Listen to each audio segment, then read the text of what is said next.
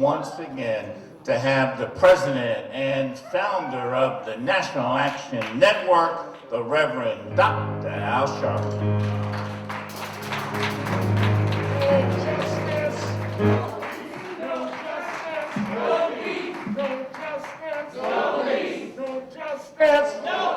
No justice, no peace. No justice, no peace. What do we want? Justice. What do we want? Justice. What do we want? Justice. When do we want it? Now. When do we want it? Now. When do we want it? Now. When do we want it? Now. When do we want it? Now.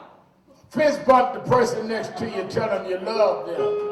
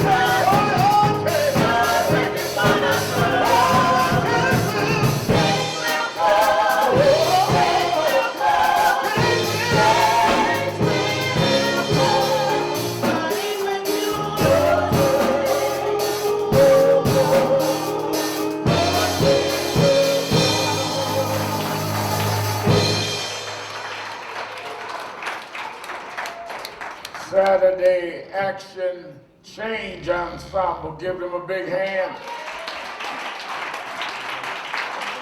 Give them a big hand. Certainly we're happy to be with you another Saturday morning for the Saturday Action Rally, and for you that are here live at the House of Justice, 106 West 145th Street in the Village of Harlem. And for you that are listening live on 1190 WLIB AM in New York, and for you that are watching us on live stream at nationalactionnetwork.net, we are happy to be with you the first Saturday of 2021.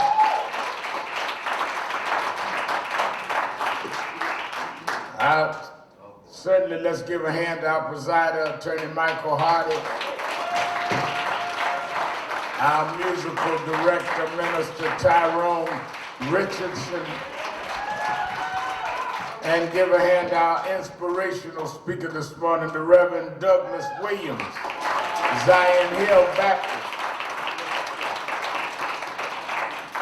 Enjoyed him this morning. Let me say a lot of folk I was seeing all over social media and everywhere saying they thank God that they got out of 2020. But don't you be rushing. You don't know what 21 gonna do. Yeah, everybody talking about, oh, we got out of 20, got into 21. You might be going from what is dim to what is dark. Just thank God we made it to see another year. And whatever this year may bring, just ask God to bring us through like he brought us through the past year. There's no way that we could have guessed in the new year of 2020 that we were going to face the things that we faced. That is why you've got to be locked in and grounded, because you don't know what will come. Some songwriter wrote, "Don't come what may," from day to day. That's why people that are grounded in faith are able to survive the unseen and the unknown. If you just go back to January 2nd, 2020, it wasn't even in our purview about a pandemic because we'd never experienced one. We would have never imagined that George Floyd and Breonna Taylor and Ahmaud Arbery and Rashad Brooks would all happen within a month in the middle of a pandemic. We never planned in our early meetings of 2020 to march on Washington that ended up drawing 200,000 people. We weren't having the march until the 60th anniversary 3 years from then. But if you're grounded in something, you can make it through whatever you face. You know, when you're flying a plane, pilot can tell you whatever he thinks, but a wind could shift. And what is a smooth flight can be turbulent. But if you have your seatbelt on, you can ride through the turbulence. So one of the things that I think about 2020 is that even as every day we face more and more discomfort and more things we couldn't see. It reminded me of that song that I can make it because his eyes, Regina sang that for me, is on the sparrow. And I know one thing, I didn't know how long the pandemic would last. And it still lasted. I didn't know what I would face from place to place. But I know his eyes was on the sparrow. If he could see a little sparrow in the woods, if he could see a little sparrow that sometimes the tree leaves would hide, if he could see a sparrow, then I know he watches me. Why should I feel discouraged?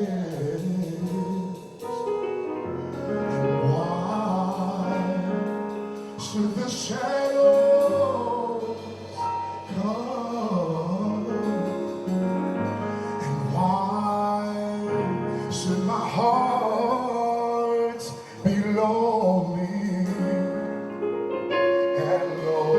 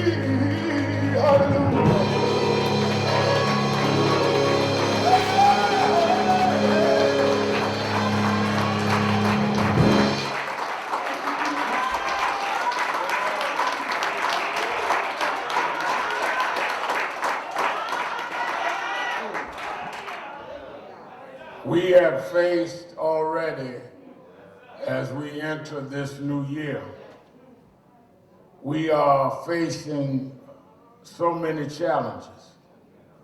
One of the things in the state of New York, they just passed the extension of the evictions being suspended. But let me tell you where the necessity of an organization like this comes about. A lot of folk don't understand why you have to have a structured civil rights group or groups in place. To delay the evictions another 2 months does not mean you ain't not gonna have to pay the rent. It means it's delayed 2 months. That's like some of y'all have problems in life and you just kick the can down the road. Doesn't mean you're not going to have to face that, you just kick it down the road.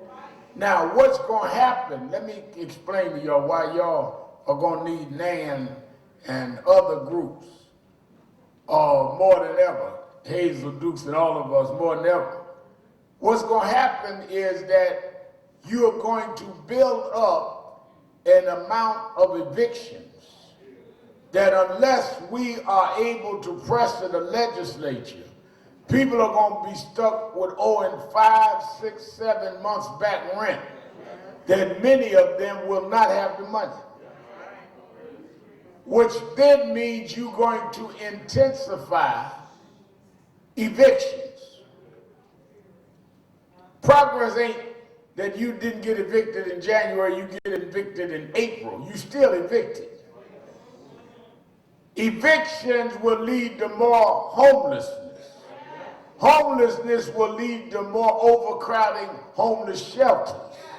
It will also dislocate young people from schools, which means that schools then are backed up and you've got more kids going to school that are 6, 7, 8 months behind the other students. You're going to end up with a catastrophe if you don't have groups that intervene to make some sanity out of this.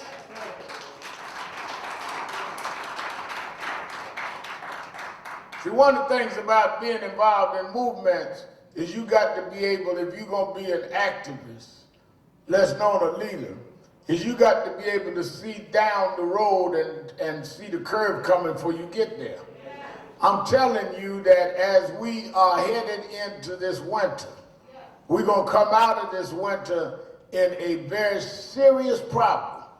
If some of us are not active on that state legislature and the city council and all to adjust to what is happening. Right now, you have many children that are backed up in schoolwork by months. Some, let's remember now, the pandemic started to be known in March. You are now just about 2 months from March now, so you got a year of school children that were not being adequately schooled. Because when they told them to do their lessons at home in New York, many of them live in broadband deserts and couldn't do their work at home. So now you have a bunch of 5th graders and 3rd graders and 7th graders that are really backed up in the 6th grade work.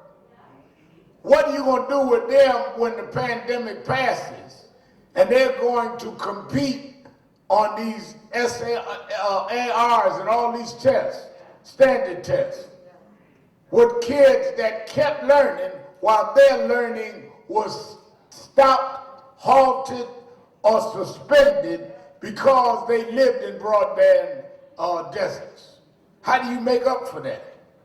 So that's why when people run around asking me, Gwen Carr, well, who you going to support for mayor? I'm looking at the issues that we need addressed rather than who wearing the right tie on television.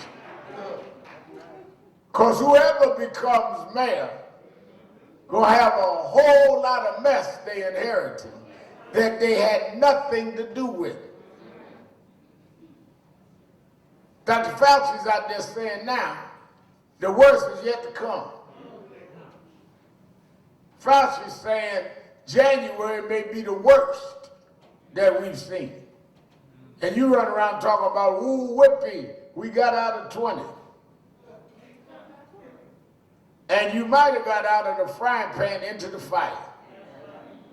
And I'm here to tell you that if we do not stay together and stand together and collectively deal together, we do not know where this is going. That is why you need to be real clear on where we at. Our challenge is unpredictable, but we need to understand that even in the unpredictability, that in our strength is in our unity and in our being able to move forward together. I watched over the holidays as we gave out food on Christmas Day and gave out the toys Christmas Eve, just like we did Thanksgiving. And I watched the lines were longer this year than I've seen in many years. And the people really needing the support that we saw. And my point of view was that clearly we are facing situations that I hope we rise to the occasion to deal with. I looked at this week when I got the call about this young man that 14 years old was in the hotel with his father, and this woman assaulted him, claiming that he had stole her cell phone. Now, several issues in that. One is, this was the day after Christmas, and the young man was with his daddy. That, in and of itself, is against the stereotype that they play in the black community. This young man's father was with him on Christmas. What was not too well publicized, as I sat with the family, the father had lost his mother week before and was already in mourning about his mother's leaving. He spent the holiday with his son. His father is a Grammy award-winning musician. His mother is an award-winning musician. His father had said that they were going downstairs in the hotel, Arlo Hotel, one of the boutique hotels. You know, that's the, you know, many of us go out and we just stay the regular brand hotels, what we heard of before, you know, Hilton or whatever, Sheraton, right? But there are what they call boutique hotels, where they have the petite service. So like when I travel, just put me in the brand hotel.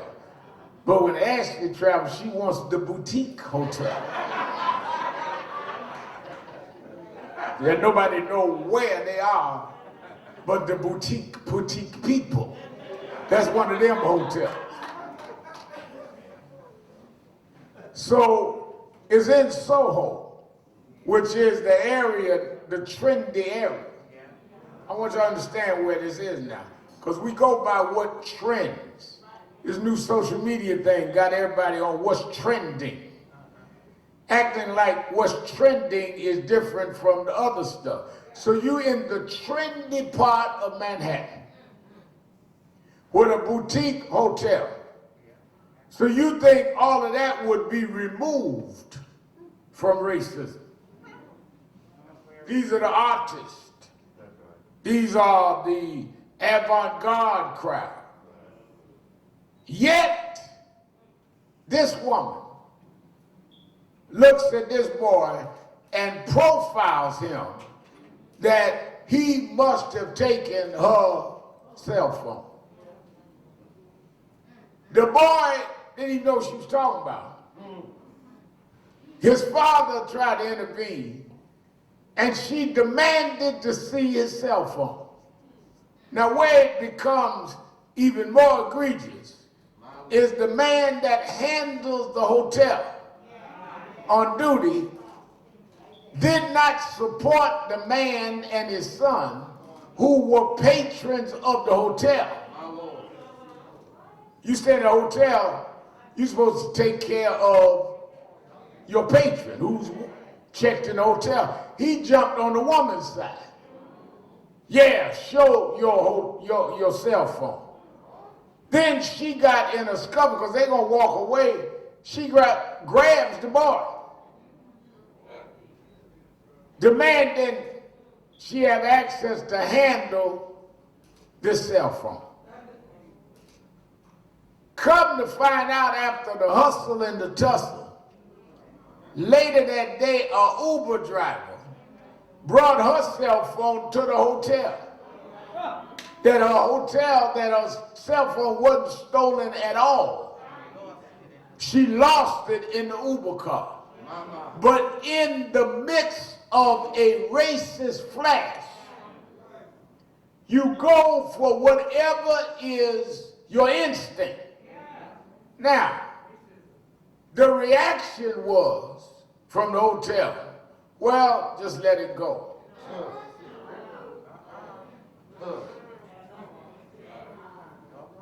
The father said, wait a minute.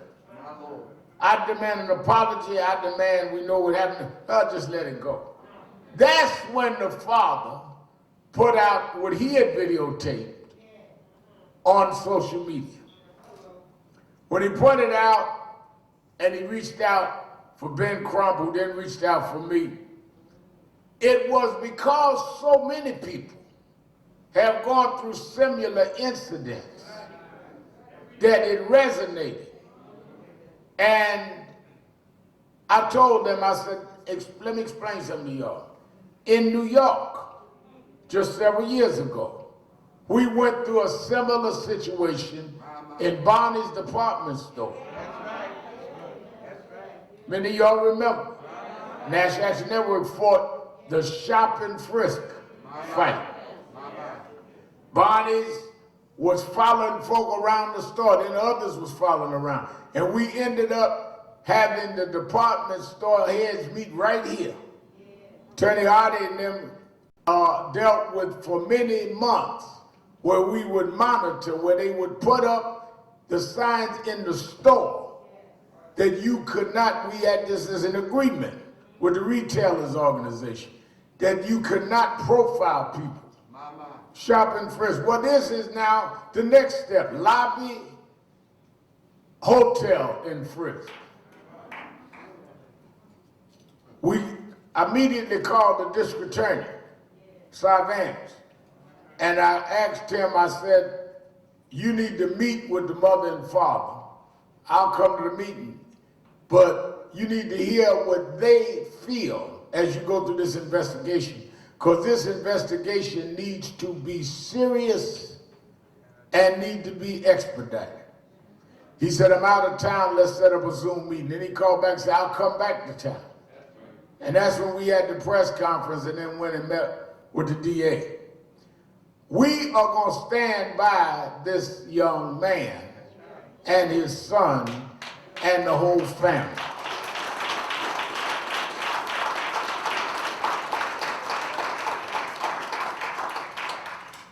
And I was so glad that when we got down to City Hall Park for the press conference, many in the arts community, black and white and Asian and Latino, stood with him, and they all were there. It showed that the George Floyd interracial, intergenerational movement of the summer is still alive because we saw everybody standing together for this young man. Give them a big hand.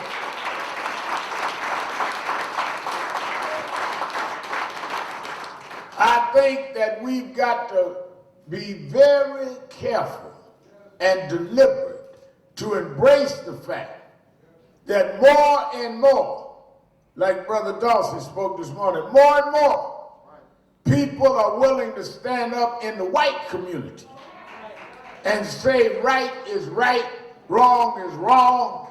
Y'all may not like folk like Al Sharpton, but they're right, and we're going to stand with them when they're right.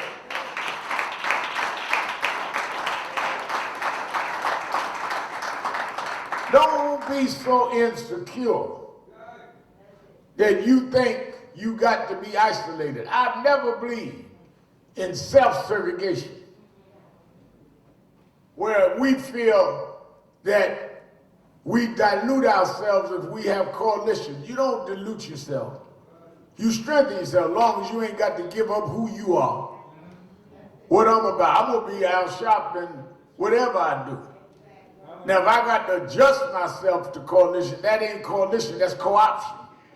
But if we going to be who we going to be, let everybody else be who they going to be, and let us fight for what is right together. But we cannot live in a city where our children are the automatic suspects when something happens. Automatically, we become the suspect, and you are guilty till proven innocent, rather than innocent till proven guilty. So let's stand with that family. Now, the second part of this that bothers me is that I told them at the press conference, one of the reasons why I went, because we have staff that could have handled it, is that it warmed my heart that, and Derek Perkinson was there with me, I could have sent Derek in there. I said it warmed my heart to see this man with his son on Christmas. I can't remember a Christmas with my father. And many in our community don't have that experience. For this man to be with his son, setting an example for black men that would spend their holiday with their son and would stand up and fight for his son, he ought to be a symbol to young black men that is what you ought to be about.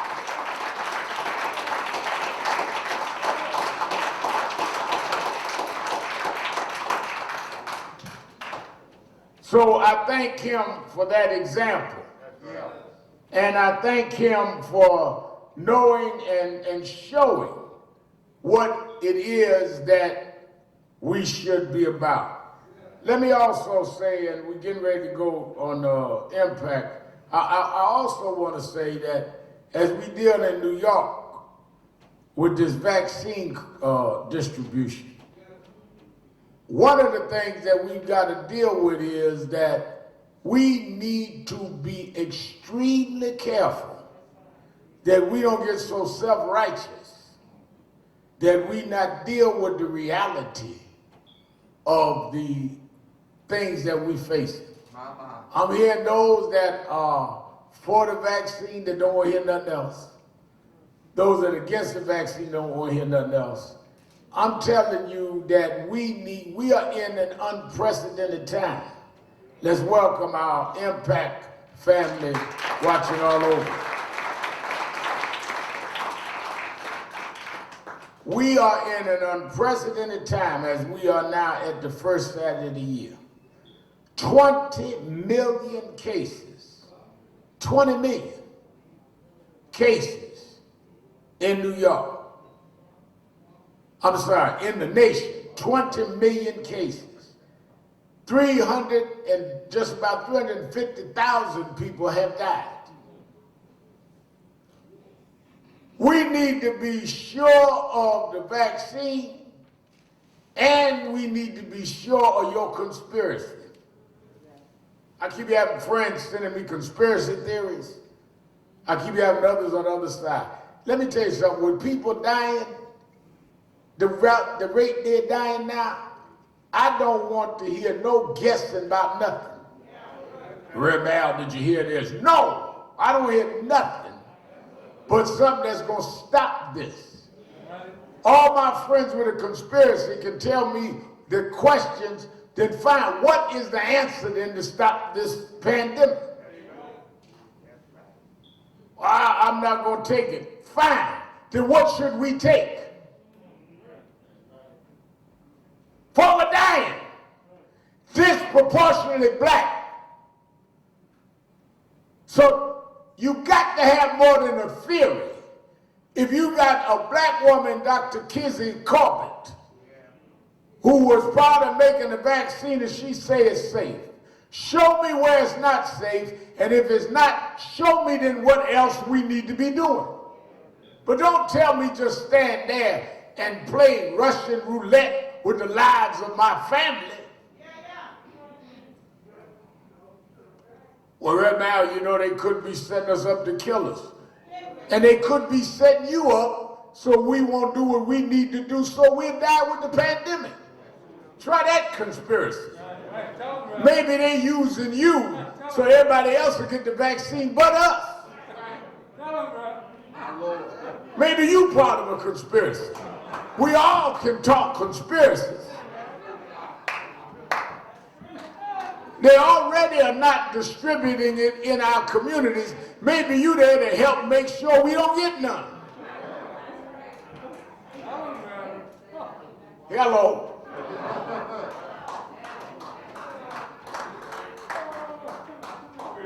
Well, you know, Tuskegee was. Let me go down this route. One of my pledges, midnight, January 1, was let's stop lying to each other this year. Stop lying to yourself. That was my New Year's morning Instagram thoughts. Is stop lying to yourself. Quit getting in the mirror and seeing you 6'2" when you 5'9". A lot of y'all just delude yourself. Put on a tighter pair of pants and act like you lost weight. Delude yourself. Putting your size 9 behind in a size 7 pants don't mean you lost weight. It means you squeezed your bigger butt in some slimmer pants. And if you bend over, you're gonna bust out of them. Delude yourself. The Tuskegee experiment was when they took some black men, some with syphilis, some were not, and said they were finding out how to cure them, and they experimented on them and used them as guinea pigs to lead to their death and on the repercussions. This is not isolating anybody. This is a pandemic that is hurting everybody. You're not just giving blacks the vaccine. You got more whites getting the vaccine than blacks. So don't distort what they racially profiled on us with what's going on now. They targeted blacks with Tuskegee. And it was only blacks. What this that's going on now is not only blacks. We're fighting to say, wait a minute, if the vaccine works, where will it be in our community? Those that question the vaccine have the right to do that. But those that want to take it, we should have the same access as anybody else. Now, if you don't want to take it, don't take it. I haven't taken it yet. But if you want to take it, you ain't a sellout to take it. Let folk make up their own mind. All of this back and forward. In the middle of 350,000 people dying, we need to be finding our way out of this rather than bite off each other's head.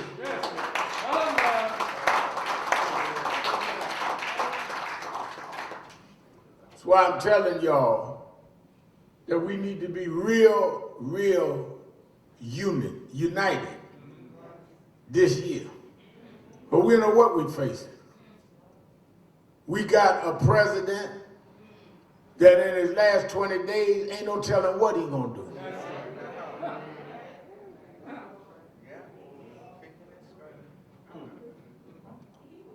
They are making a motion to try and get the vice president to not accept the findings of the Electoral College.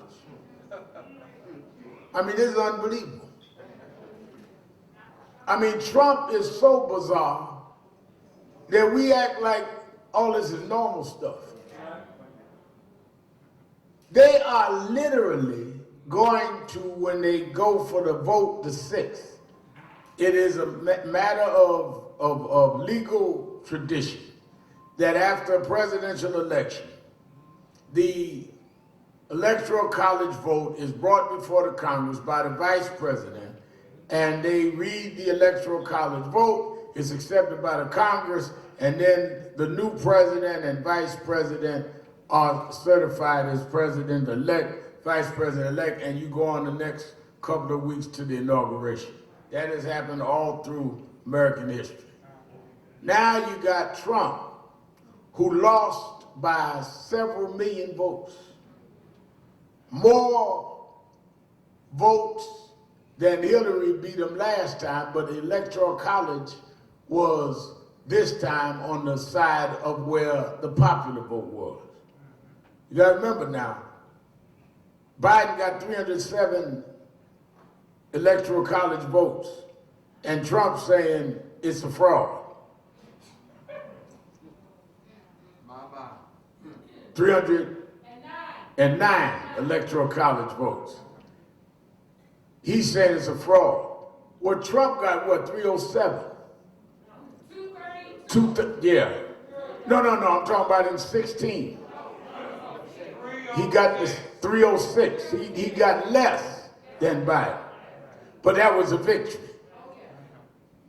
Despite that imbalance, they are going to question the Electoral College. Every state attorney general has investigated, no fraud. Every official, including Republican governors, no fraud. Governor of Georgia says no fraud. Trump said he ought to resign.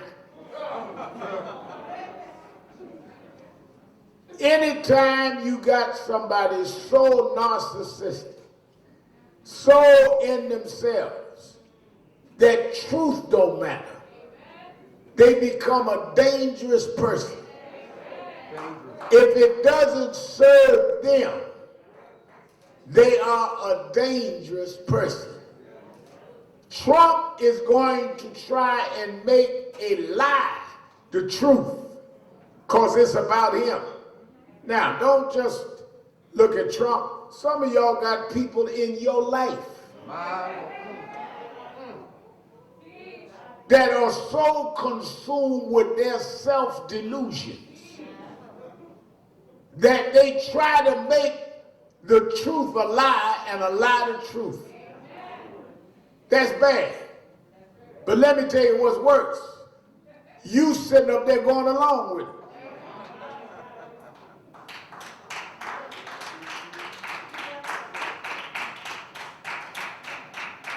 Now this New Year's now, y'all be making these phony resolutions.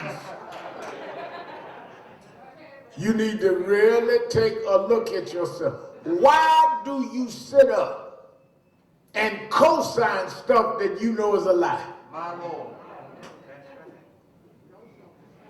Why do you sit up and let people lie in your face and you look at it and say, yep, that's right?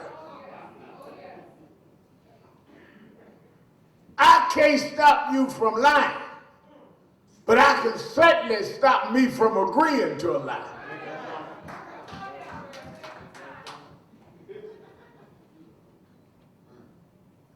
You get in friendships, you get in business deals, you get in situations where the price you pay to stay in the situation is to go along with lies. Well, that's too high a price to pay. If I gotta agree with your delusions to be your friend, then I need to find some different friends.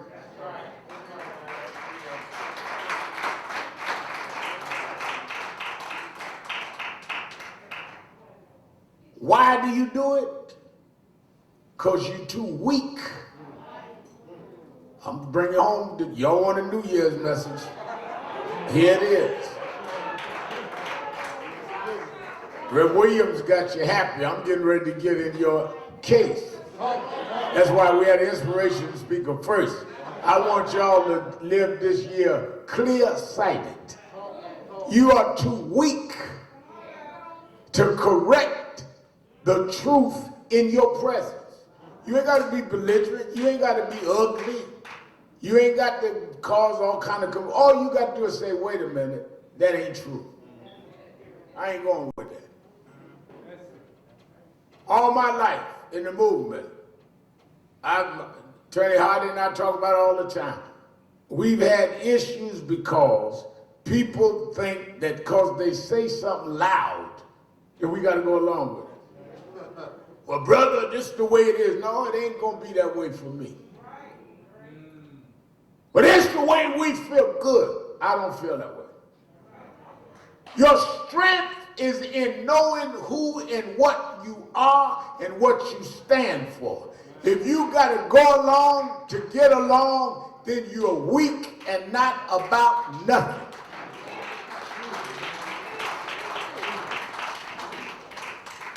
I like that growing up in church. Folk come to me and tell me something that was not in my spirit, I tell them that. I remember a lady I was going to watch them say, the Lord told me to tell you so and so.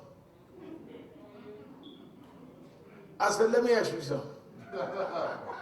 Why would the Lord go and gossip my business to you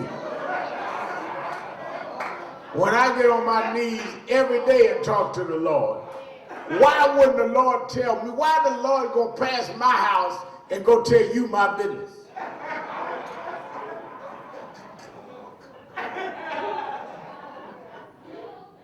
God ain't in the gossip business. But you are weak enough to get twisted like that. And that's what Trump is trying to do to this country.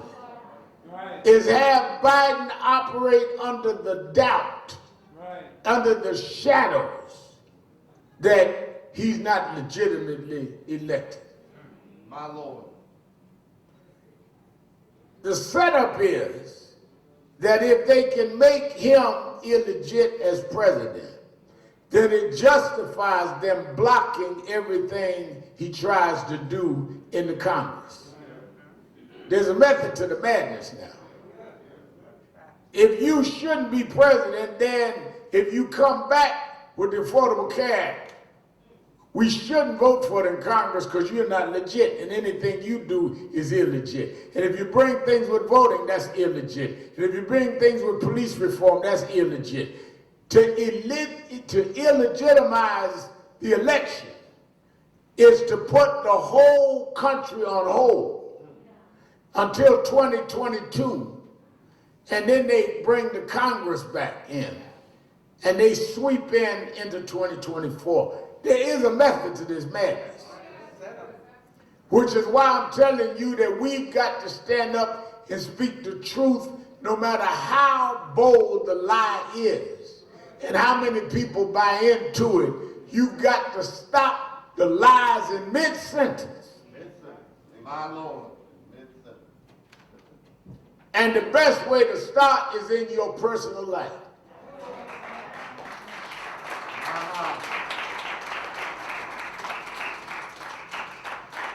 One thing I tell you, I ain't gonna call it a New Year's resolution because you don't keep them. But one theme you should have this year is to thine own self. Be true. Quit lying to yourself about yourself and quit allowing lies around you. You know, once I started all of that, folks stopped coming around me with lies because they know I was going to call them out. We still be friends, just don't bring no lie in to me. Folk working in, don't come in my office line. They go see Hardy because Hardy sit up there and twiddle his thumbs and go to sleep and ain't loud there, he ain't listening no how.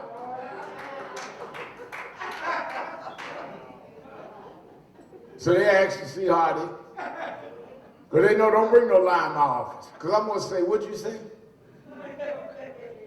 And what I never understood is how folk can tell the truth and get almost to the end of the story and got to throw a lie in anyhow. I mean, you was almost there, but you got to throw the lie in.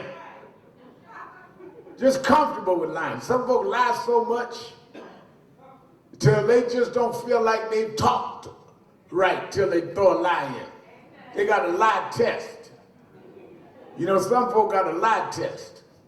Let me see if I can get this one over.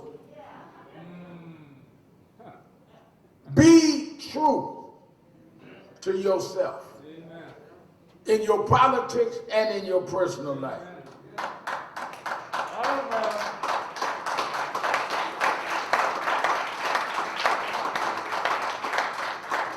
So I want us to watch the whole proceedings this week about the Electoral College and realize how far off we are from where we ought to be. I want us to deal with this whole question of how we deal with COVID-19 to make sure that our community is not duped one way or another. Third thing is we've got to continue to deal with this policing problem. There was a young man named Andre Hill. My Lord. Got in his car. Police rolled up on him in Columbus, Ohio. And killed him, talking about they felt his cell phone was a gun. Pumped bullets in him and killed him just week before last. Tuesday in Columbus is his funeral. I'm going to do the eulogy. We can't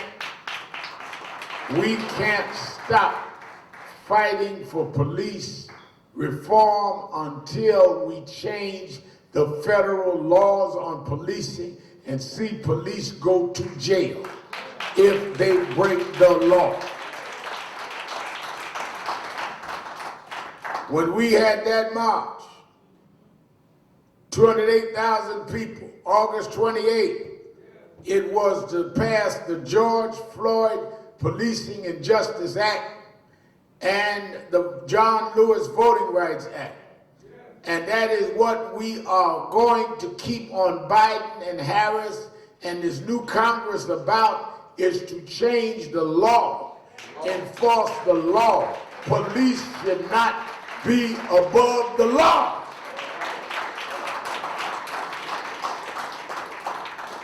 To have Andre Hill killed, same time this tape comes out in Chicago, where the police broke in the wrong house, woman naked in her own house, and they had her standing around naked, handcuffed her backwards. She was the wrong person, and the police is still on the payroll in Chicago. We can't stop until we change this. What made the 60s work is they changed the laws and enforced the laws. Civil Rights Act of 64 made it illegal to make blacks sit in the back of the bus, illegal to deny them hotel rooms, illegal to discriminate. We got to make police killing of unarmed men illegal.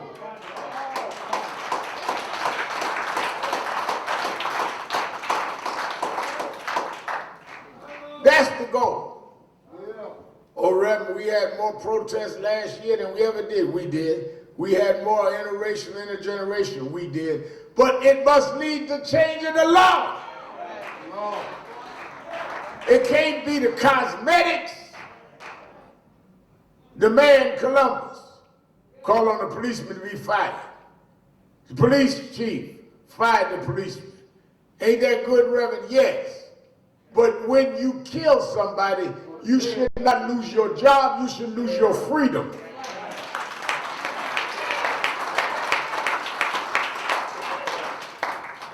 Ain't enough to fire him, lock him up. My God. If you commit a crime, you do the time. Have mercy, Lord. If a civilian kills somebody, you don't fire his job, you put him in jail. Police are not above the law. Police enforce the law. So our agenda is that we are going to stand on these 3 or 4 things as we go in to this new year. We also must protect the vote. As they prepare to vote in Georgia this Tuesday, National Action Network has provided chaplains at voting sites, hoping to give people the comfort of knowing there's somebody there in prayer that is watching. Yeah. We're nonpartisan, but we are not non-involved. So we have an agenda this year. I don't know how long the pandemic's gonna last, but we are going to keep working through the pandemic. We did George Floyd and the rest through the pandemic. We did the March on Washington through the pandemic. We're gonna work Andre Hill, this young man with the cell phone. We come in the new year working. Because that's what we do. Give yourselves a big hand.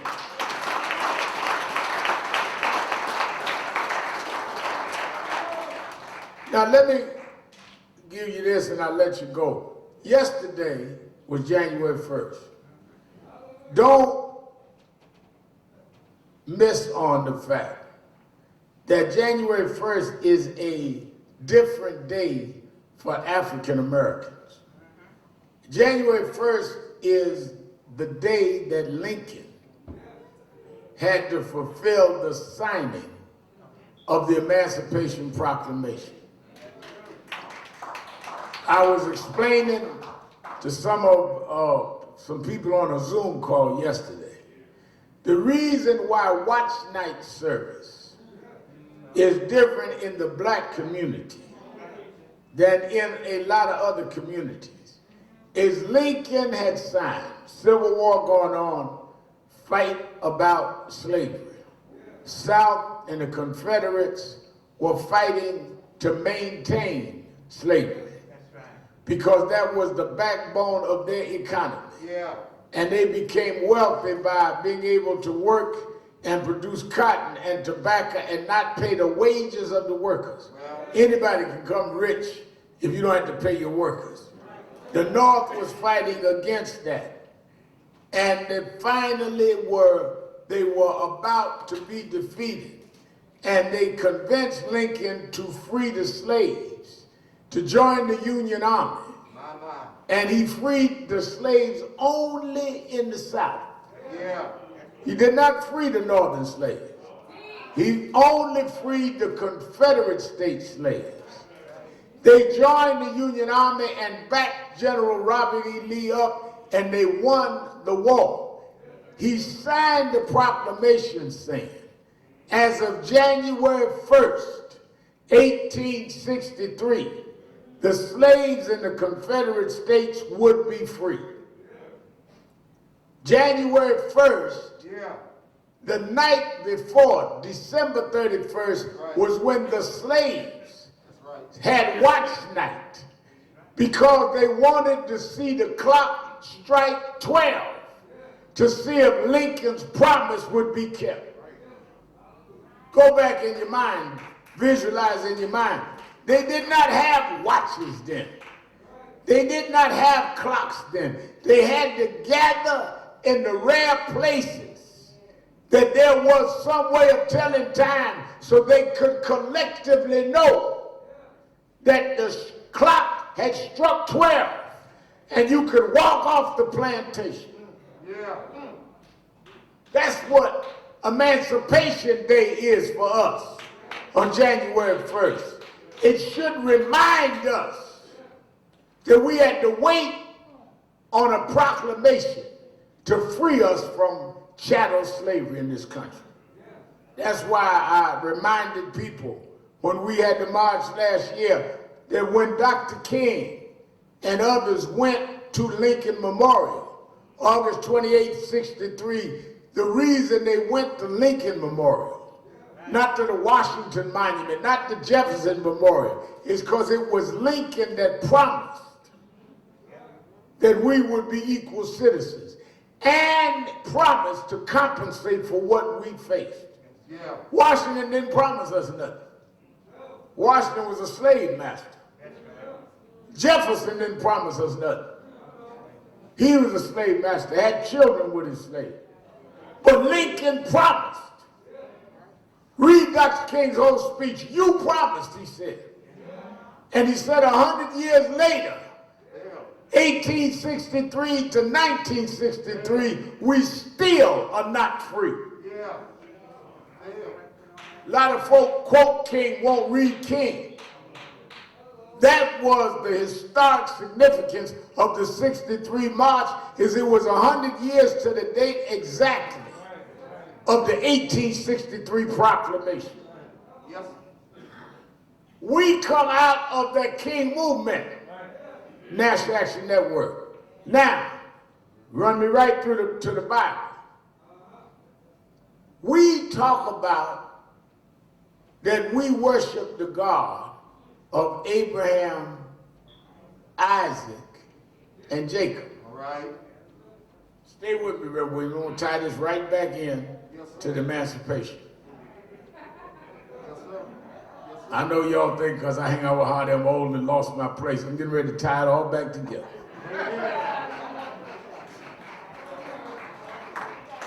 We say we come in the name of the God of Abraham, Isaac, and Jacob. But if there had not been an unusual sellout, we would be saying that we came in the name of Abraham, Isaac, and Esau. That's right. I'm going to say that again. If it wasn't for an unusual sellout, we'd be saying that we come in the name of Abraham, Isaac, and Esau. What you mean by that, Reverend? Esau and Jacob were twins. Right. Esau was the twin brother that came out first. So he was by moments the older brother. Right. Which meant he was the inheritor. He had the birthright Yes, sir. of his father, Isaac. That's what the Bible. Is that not what the Bible says, Williams? He was the older son, and he had the birthright. Even though they were twins, he was first and inherited the birthright. All right. Esau went one day working in the fields, toiling in the fields, and he came back in the house, and he was, according to the Bible, famished, hungry, and he asked his brother to give him some pottage. And his brother, exploiting his moment of hunger, said, I'll give you some pottage if you sell me your birthright. Lord have mercy.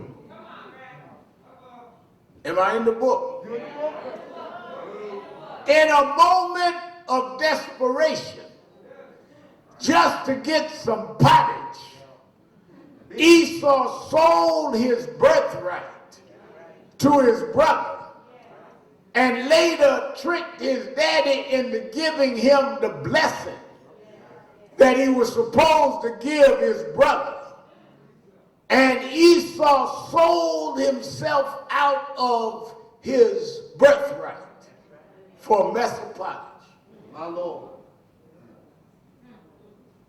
You got too many of our high and mighty officials, elected officials, corporate people, entertainers with big names, that they catch you hungry and they offer you a job, a position, a contract, and because of your hunger to be seen, to have a $2 in your pocket, you sell out your birthright for something that won't last you because you just got a mess of pottage. You were born in the lineage of God himself. You were born to be bigger than what the people around you are. But you sold out your birthright for a mess of pottage. And you can't regain it because you sold it out. How do you know I sold it out, Reverend? Because you got a big title and won't do nothing for your own people. You got power and you won't use your power because you're off your birthright.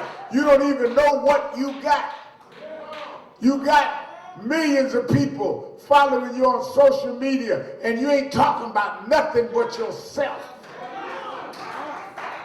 You got millions of fans buying your rap record and you calling your mama a bitch and a hoe and a nigger. You sold out your birthright.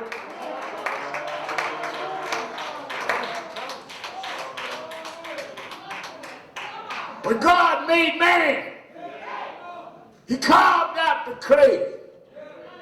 According to historians and archaeologists in Africa, you are a child of the Creator himself.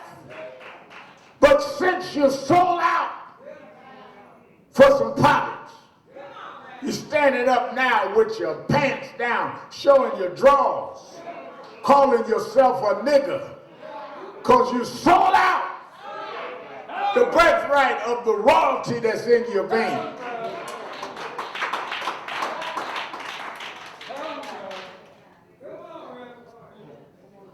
There's another story that I preach every now and then, Reverend Williams. Wise man, David. David had been a warrior. David had become the one that would fight when others was afraid to fight. When the Philistines was fighting the Israelites, and the Israelites were afraid to fight because a giant named Goliath was on the Philistine side. And all of them that had been trained in warfare, that had been schooled in war games, was afraid of Goliath. The Bible said that this little shepherd boy named David, who never had military training, who never was a student of the war games, but he had the courage to fight when they wouldn't fight. And when this giant came down, Goliath, they said, he challenged them, who's coming to face me? Saul was king. And Saul looked and saw this young shepherd boy who stepped up and said, I'll fight. David fought and killed Goliath and fought all the way until he became king. Now, I'm going right back into my story. I'm going to tie it back in here now. David had promised Bathsheba and the last years of his life that her son would become king. Bathsheba knew that the commitment of David was that he had promised her son he'd be king. As David failed in health his last few days, it's in the book, 1 Kings, there was the move by another of David's wives to intervene and try to get her son, Adonijah, to be king. And in fact, they planned this whole celebration that they're going to inaugurate and they're going to have the new king. Nathan, the prophet. There's always a prophet in the mix. There's always somebody that will tell the truth in the midst of lies. There's always someone that will say what the Lord wants when others won't say it. There's always somebody in the middle of the world going wrong that'll try to point for what's right. Nathan went to Bathsheba and said, didn't the king promise your son, Solomon, that he'd be the new king? She said, yeah. He said, well, don't you know they are planning to exalt Adonijah? She said, what? Yeah, they're getting ready to steal your crown. My Lord. Now, let me tell you what we need to do. That's why I keep telling y'all, don't operate off emotion, operate with a strategy. He didn't tell her to go bust up in David's room and start screaming and having a hissy fit. He said, let me tell you what we do. You go in to see the king. While you're there, I'm going to come in and witness like I just happen to be in there. And we're going to straighten this out and make sure that your son Solomon gets the crown he was promised. Well, I'm going to lock it right back in. Not only are we not going to sell out our birthright, My Lord. not only are we going to be like Esau and let a moment of weakness, a moment where we may not have all the money we want, a moment where we may not have all the recognition we want, a moment where others look like they're doing better than us. Not only are we going to let that moment make us sell our birthright, we're not going to let folk like Trump steal our crown. I was not born to be a slave. I was born to wear the crown of justice, the crown of righteousness, the crown of self-respect, the crown of standing up and representing the best in God. I won't let them steal my crown.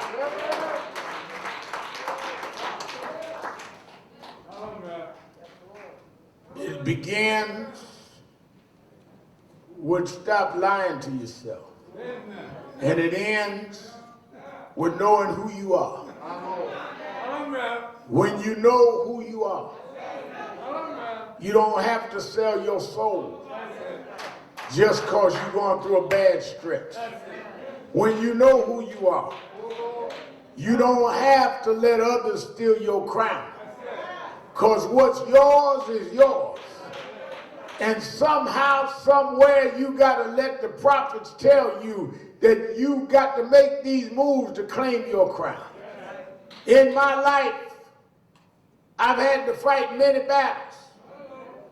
They always tried to act like somebody else was better. Somebody else could do it more effectively. But I was determined that they weren't going to steal my crown. I know there was a song they used to sing growing up in church. You don't know what the Lord told me. You wasn't there. Don't know when. Don't know where. I started as a boy preacher, 4 years old. You don't know what the Lord told me. They told me I was too young to preach, but that ain't what the Lord told me. When I got 12 years old and started marching in Operation Breadbasket, they said, boy, you need to go home. But you don't know what the Lord told me. He told me if I stand up, he'd hold me up. If I open up my mouth, he'd speak for me. You don't know what the Lord told me. You wasn't there. You don't know when. You don't know where. He told me if I fight, he'd hold me up on every leaning side. You don't know what the Lord told me. He told me he'd be my lawyer in the courtroom, my doctor on my sick bed. He'd make food when I'm hungry, water when I'm thirsty. You don't know what the Lord told me. He promised that no weapon formed against me shall prosper. You don't know what the Lord told me. Yes, yes, yes.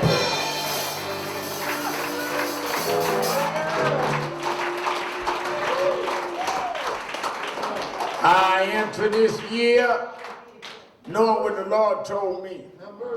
I ain't got to lie to myself. I know what he told me. I don't have to tolerate no lies, because I know what he told me. I don't have to worry about a few bad moments. Yeah, we went through 4 years of Trump, but I won't sell my birthright out. I know what the Lord told me. So I enter into this year, first Saturday rally of the year. I never inherited much. I have friends that come with great trust funds their parents gave them. Well, my mama didn't have a trust fund to leave me, and my daddy left when I was young. I didn't inherit a dime, but I inherited a lot more than that. I inherited some assurance.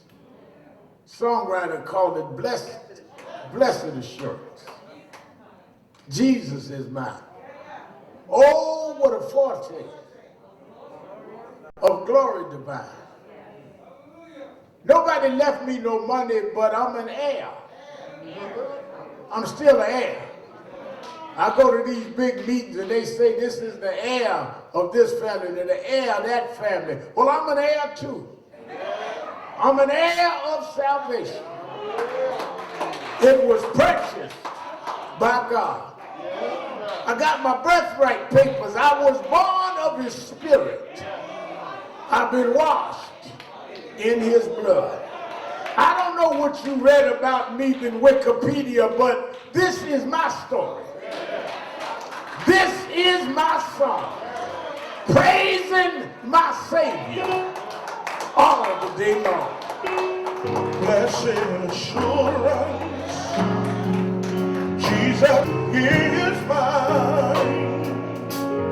Oh, what a foretaste of glory divine, heir of salvation, purchase of God, born of his spirit, washed in his blood. Oh, this is my story, this is my song, praising my Savior all the day long. This is my story, this is my song, praising my Savior.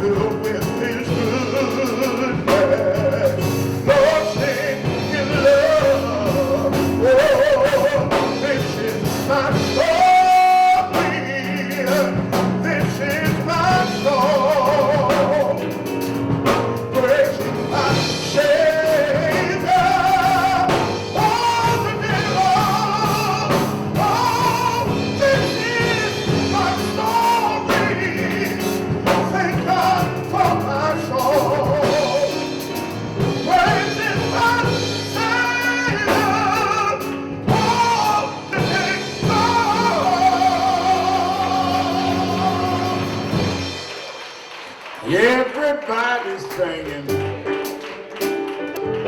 Everybody's singing.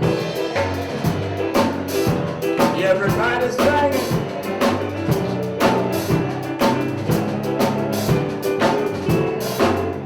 Everybody's singing. Sing it like you mean it. Sing it like you mean it.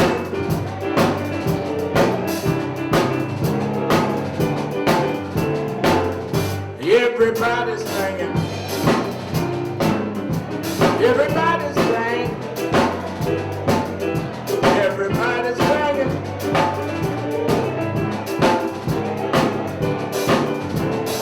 We want justice.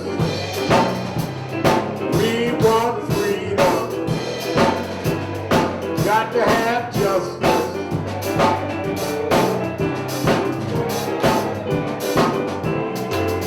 Hold it. I'm opening the doors of the movement. There may be someone here in the auditorium today that never joined National Action Network. With what we're facing, we are getting ready to face increased homelessness, which is going to lead to increased crime in the street, which is going to lead to our children behind in their schools. We need as many people locked in the movement as ever before. This is a time that you that are listening in Radio Land, you may not be here in the auditorium, but you can call and join online at 1-877-626-4651, 1-877-626-4651. But if you're here in the auditorium and have not joined, there couldn't be a better day to join than on the first Saturday of 2021. Why don't you come on and be the first ones to put your name on the roll in 21? Come to me, I'll sign you up right now. You on Radio Land, call right now, 1-877-626-4651. Everybody's singing. Come on, won't you come? Everybody's singing. Everybody's singing.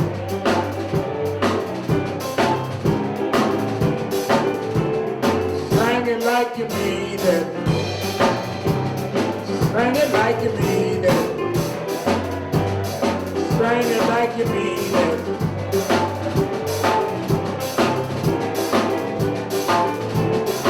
One more time, y'all. One more time, y'all. One more time, y'all.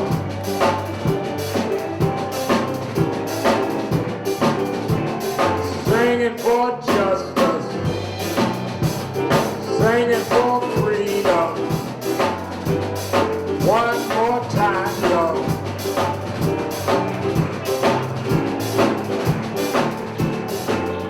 Everybody's singing.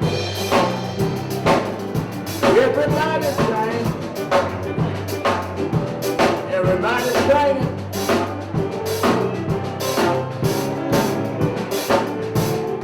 One last time, y'all. One last time, y'all. One last time, y'all. Hey. All right. Let me say this for our last couple of minutes on the air. Go to www.nationalactionnetwork.net.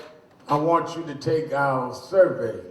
We have a COVID-19 test and vaccine survey where we are trying to build scientific data on what are the questions and answers in our community around this.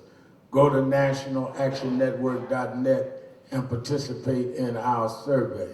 Also, you should look at, we have a whole video section we've started, giving major events, major speeches, and things that's happened down through the year. This year, 2021, is the 30th year of National Action Network. We are 30 years old this year. In March of 1991, we incorporated National Action Network, And 30 years later, this year, all year will be our 30th anniversary banner year. And we want you to go on the website and see the things, whether it was the racial profiling laws we put into effect, policing acts, whether it was changing a lot of how they dealt with advertising on Madison Avenue. So many things that we have done through these 30 years, concrete, and we are not tired yet. Make sure you review on our website the battles and the victories of National Action Network, and also take our survey. I know I was telling Brother Betts Kazembe was here, he's still here, that many of us that were involved 30 years ago seen a lot of groups come and go. And I mean a lot. There used to be 30 groups meet on Saturday, but we still here. You've been in the movement a long time. And you and I could almost name the groups. I almost miss them, even though half of them was attacking me every week, but I almost miss them. Because ain't many out here dealing. So for us to be here 30 years later and stronger than we ever been is a testimony to our members. That's why I love that expression in church. The race isn't given to the swift, nor the strong, but to those that can endure to the end. And that's why I appreciate the long distance runners. Some folk been here with us all 30 years. I remember when Attorney Hardy and a few of us went into PS 175, we didn't know if we'd make it to April. But here we are 30 years later, and making the whole country understand that it is not just a slogan, it's a reality. There will be no peace until there's some justice.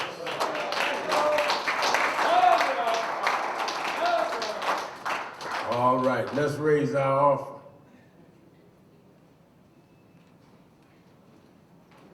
We're going to raise our offering.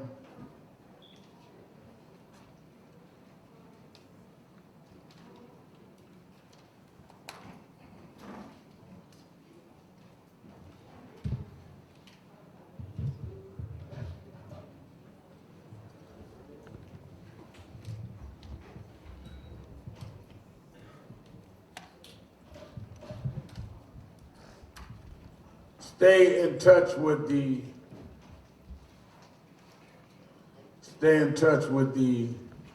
website, because we try to update it every day, sometime more than once a day.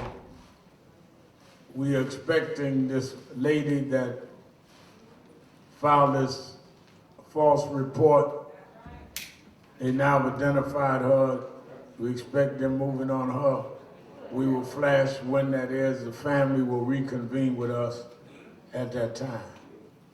And of course, we're going to have the funeral from Columbus, and I'm doing the eulogy on Tuesday, updated on the website, and the vote in Georgia.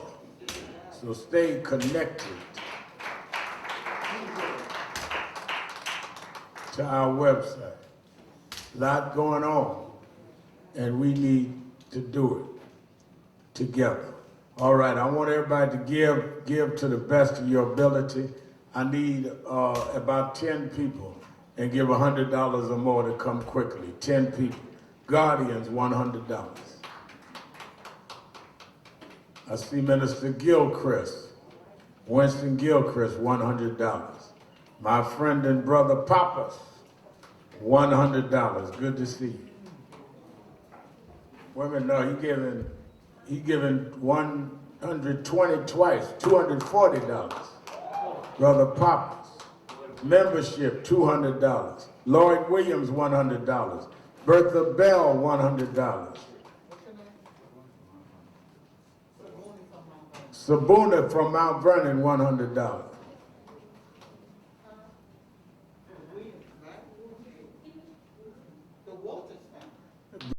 That's the Brother Walter's kids. $100. He's been with us forever.